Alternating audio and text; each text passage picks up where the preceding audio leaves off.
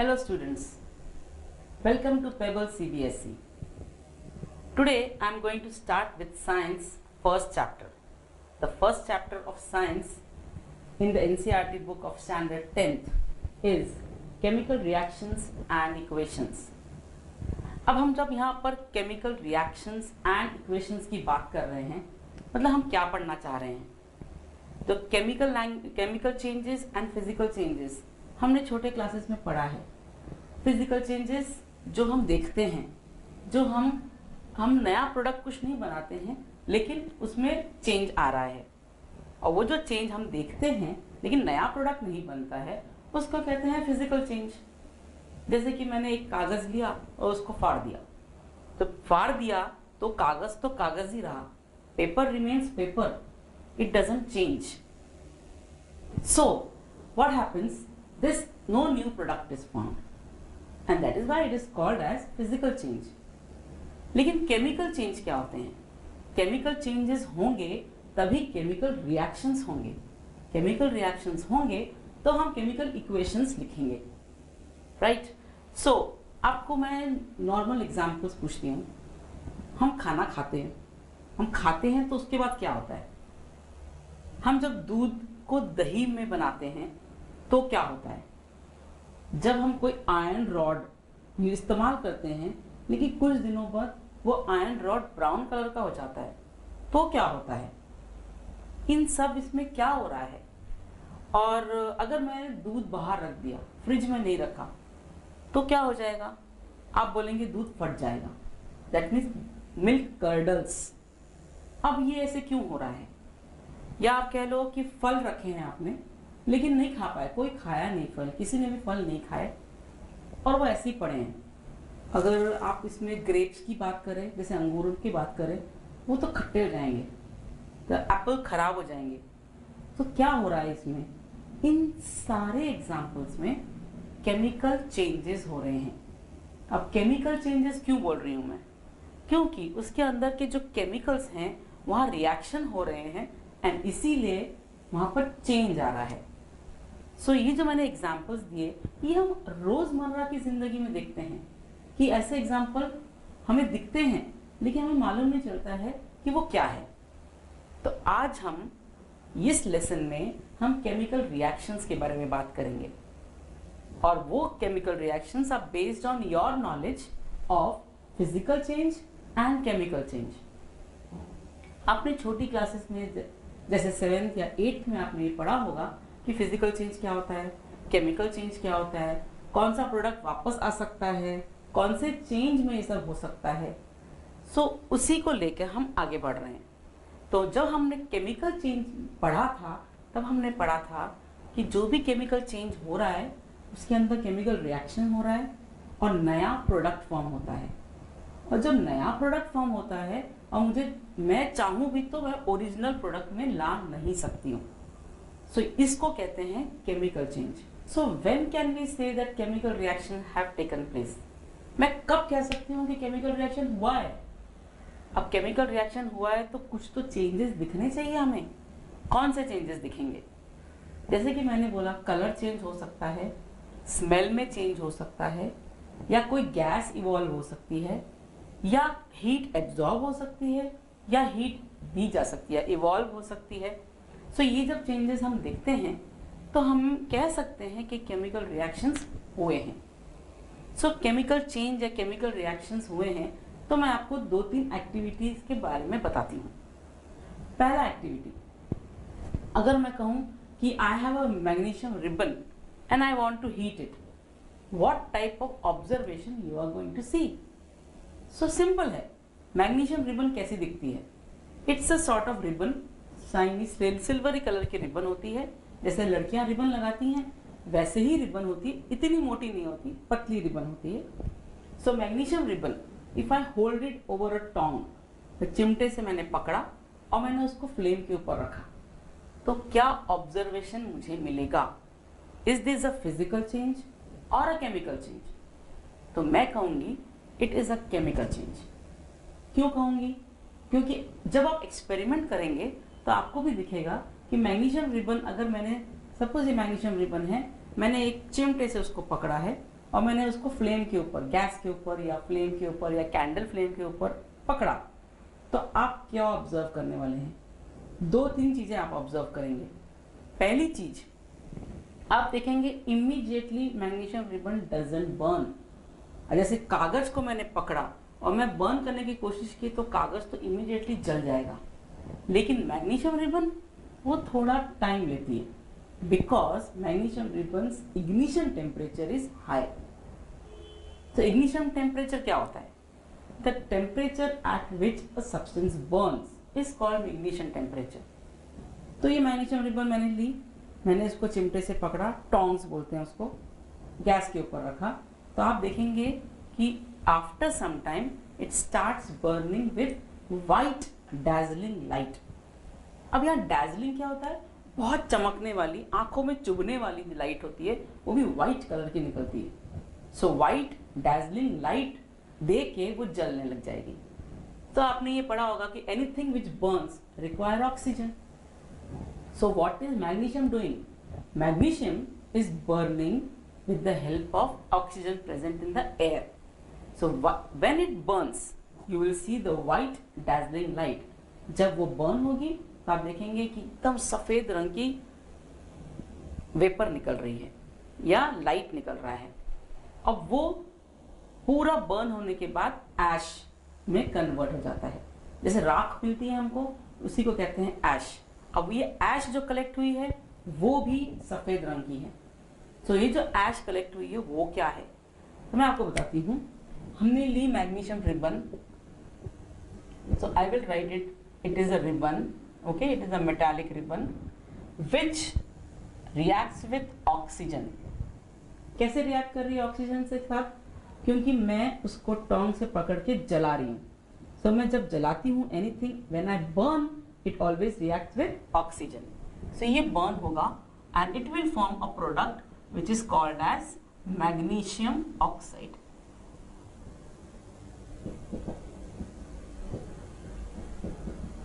So magnesium oxide दिखता कैसा है? जो हम कलेक्ट करते हैं, it looks like white ash. Ash मतलब राख। अब ये तो बर्न हो गई थी, हमने उसकी राख कलेक्ट की। वो जो राख है actually it is the white colored ash, and what has happened? It has the magnesium ribbon has reacted with oxygen forming magnesium oxide. अब ये magnesium oxide हम इसको पहले हम बैलेंस करते हैं। बैलेंसिंग मैं आपको आने वाले नेक्स्ट वीडियो में दिखाती हूँ। जब बैलेंस कर रहे हैं इसका मतलब हम ये कर रहे हैं कि number of atoms on the left side should of the reaction should be equal to number of atoms on the right side of the reaction. ये एक लॉ है जो फॉलो किया जा रहा है। So magnesium ribbon, when it burns in air, it forms a white ash, forming magnesium oxide. अब ये magnesium oxide क्या है? It is a white ash. So when I have taken magnesium ribbon, I have burnt it. मैंने पूरी जला दी, तो क्या मैं वो magnesium ribbon वापस ला सकती हूँ? बिल्कुल नहीं। So this is a chemical change. Chemical change में या chemical reaction में एक बार प्रोडक्ट बन जाता है तो वापस हम नहीं ला सकते उसको, इसलिए वो केमिकल चेंज कहलाता है। अब इसमें मैं पूछूं आपको कि आपने क्या देखा, क्या ऑब्जर्वेशन थे, तो आप लिख सकते हो observations were white dazzling light was observed when magnesium ribbon burnt was burnt. Okay, second, आपका सेकेंड ऑब्जर्वेशन क्या है? A white ash is produced.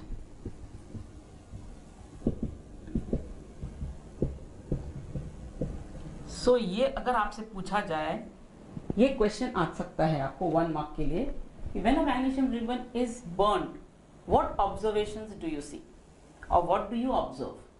तो आप ये कह सकते हैं when magnesium ribbon is burned we see a white dazzling light when magnesium ribbon was burned, Second observation which we see or we observe is a white colored ash is formed. अब एक और question इससे जुड़ के आ सकता है कि can you tell what is the nature of magnesium oxide.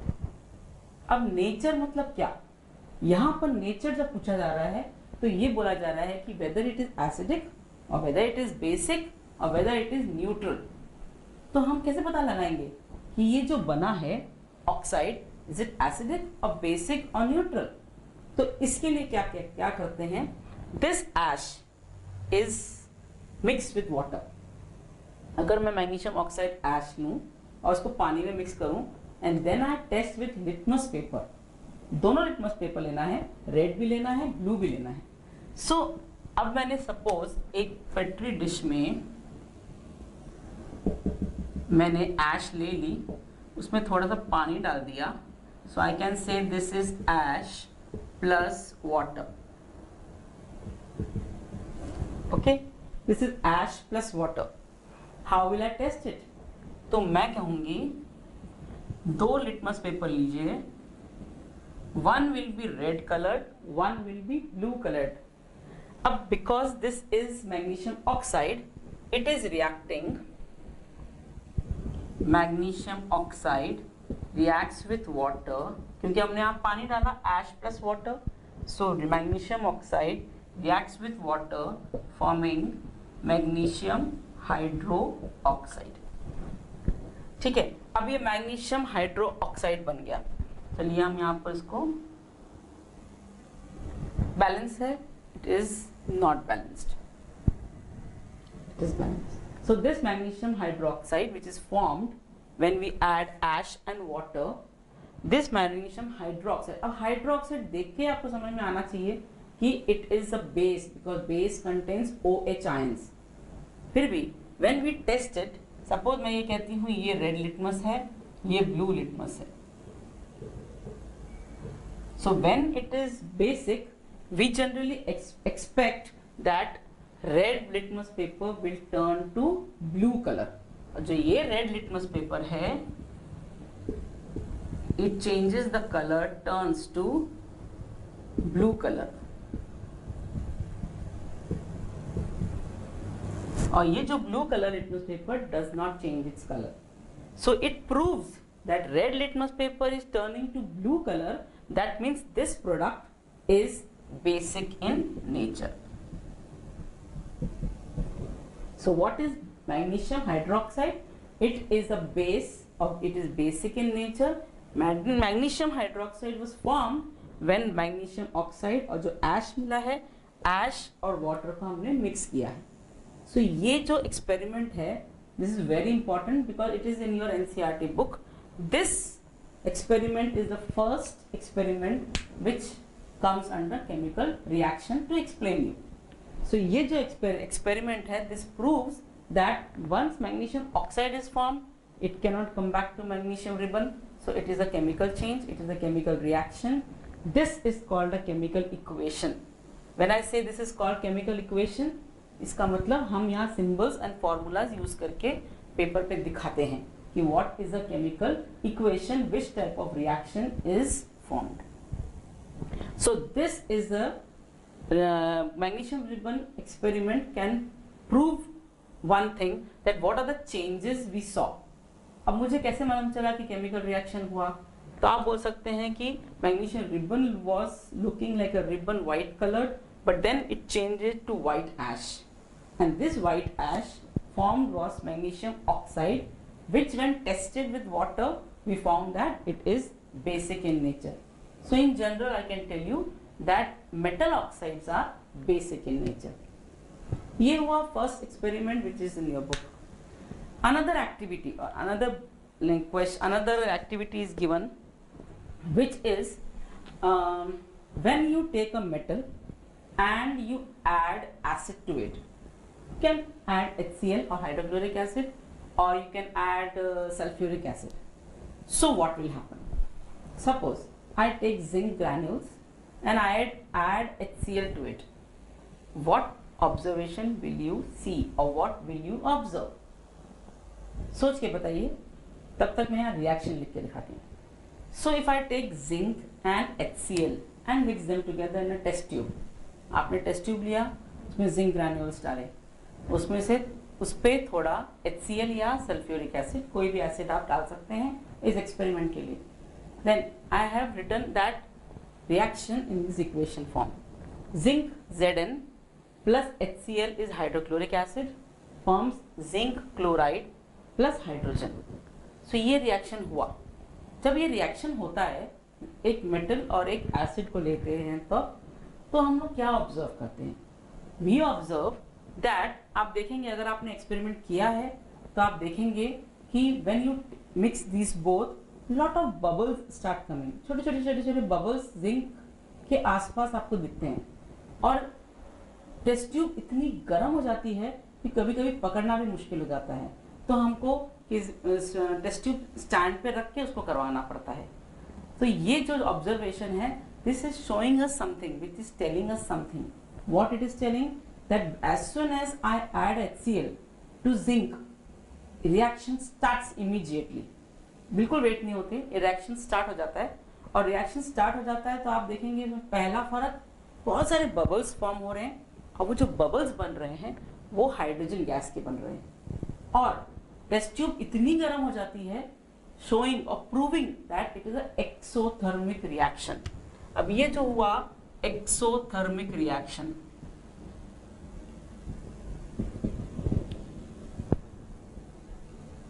So exothermic reaction, exo means to liberate, to बाहर देना, और थर्मिक मीन्स हीट. इतनी ज्यादा हीट प्रोड्यूस हुई है जो बाहर जा रही है, इसलिए तो मुझे टेस्ट ट्यूब गर्म लग रही है. सो ये इस टाइप के रिएक्शंस को हम बोलते हैं एक्सोथर्मिक रिएक्शन. जिन रिएक्शन में हीट बाहर निकलती है उन रिएक्शंस को हम कहते हैं exothermic reactions. Okay, so two observations we see. First observation is bubbles are seen around the metal, metal के आसपास आपको बबल्स दिखेंगे. Secondly, test tube becomes very hot because it is a exothermic reaction. ये जो दो experiments मैंने आपको बताए, उससे आपको क्या लग रहा है कि केमिकल रिएक्शंस में क्या चेंजेस हो सकते हैं? So I can say chemical reactions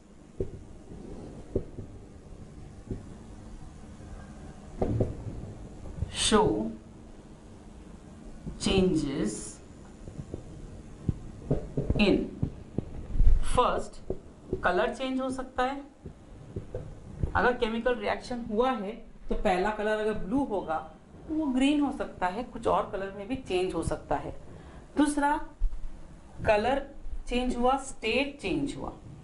अब मैं यहाँ स्टेट की कौन सी स्टेट की बात कर रही हूँ? सॉलिड, लिक्विड और गैसियस स्टेट, जो हमें कॉमनली मालूम है. तो क्या होता है, कभी कभी गैस इवॉल्व हो रही है, कभी कभी लिक्विड फॉर्म हो रहा है. तो ये जब चेंजेस दिखते हैं उसको हम बोलते हैं चेंज इन स्टेट. सो पहला हो सकता है कि कलर चेंज हो सकता है, सेकेंड हो सकता है स्टेट चेंज हो सकता है, थर्ड हो सकता है इवोल्यूशन ऑफ गैस.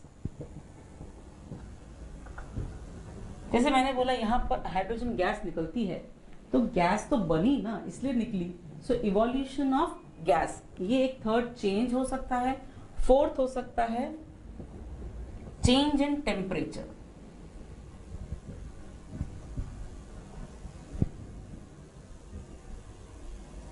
अब मैं जब बोलती हूँ चेंज इन टेम्परेचर, दो चीजें हो सकती हैं.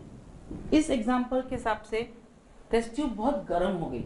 जब टेस्ट ट्यूब गर्म हो गई, दैट मीन्स आई कैन से हीट इज इवॉल्व, हीट निकली है, तब हम उसको बोलते हैं एक्सोथर्मिक रिएक्शन. लेकिन कई कई रिएक्शंस में आप देखेंगे कि टेस्ट ट्यूब एकदम ठंडी हो जाती है. अब ये ठंडी क्यों हो जाती है? Why does the test tube become cold? Because उसमें हीट एब्जॉर्ब हो जाती है. सो जब हीट एब्जॉर्ब हो जाती है तो उसको हम कहते हैं एंडोथर्मिक रिएक्शन. एंडो मीन्स अंदर और एक्सो मीन्स बाहर. सब जब हीट बाहर निकल रही है तो एक्सोथर्मिक रिएक्शन, जब हीट अंदर एब्जॉर्ब हो रही है तो उसको हम बोलेंगे एंडोथर्मिक रिएक्शन. सो केमिकल रिएक्शंस के साथ बहुत सारे चेंजेस आ सकते हैं. मेजर कौन से चेंजेस हम देखते हैं?